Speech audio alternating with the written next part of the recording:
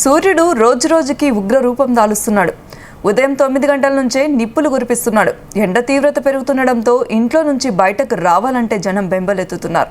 సాయంత్రం 6 గంటల వరకు ఎండ కంటిన్యూ అవుతోంది. ఎండలకు సంబంధించి మరిన్ని డీటెయిల్స్ మా ప్రతినిధి కరుణాకర్ అందిస్తారు. కరుణాకర్, చెప్పండి.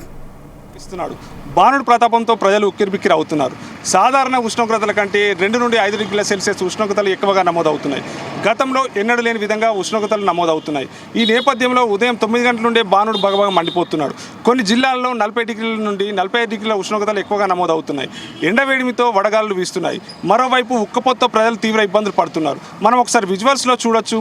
నిత్యం వాహనాలతో రాకపోకలతో రద్దీగా ఉండే రోడ్లు కావచ్చు, జనాలతో కలకల్లాడే ప్రధాన కూడళ్లు కావచ్చు, షాపింగ్ కాంప్లెక్స్లు కావచ్చు నిర్మానుష్యంగా కనబడుతున్నాయి.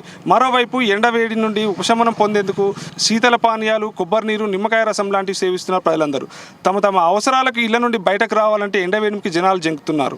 ఇళ్లలోనే ఉంటూ ఫ్యాన్లు, కూలర్లు, ఏసీల కింద సేదతీరే పరిస్థితి అయితే నెలకొంది.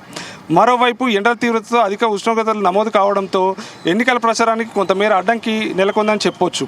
ఉదయం పూట, సాయంత్రం పూట చల్లని వేళల్లో ప్రచారం అయితే నిర్వహిస్తున్నారు ఆయా పార్టీల నేతలు. వాతావరణంలో చోటు చేసుకున్న మార్పుల కారణంగానే ఎండల తీవ్రత మరింత పెరిగిందని, రానున్న రోజుల్లో ఎండలు మరింత దంచికొడతాయని, ప్రజలు అప్రమత్తంగా ఉండాలని వాతావరణ శాఖ అధికారులు అయితే హెచ్చరించారు. ముఖ్యంగా వృద్ధులు, చిన్నారులు, గర్భిణీ స్త్రీలు, బాలింత మహిళలు ఆరోగ్యం పట్ల జాగ్రత్త వహించాలని వైద్య ఆరోగ్య శాఖ అధికారులు చెబుతున్నారు.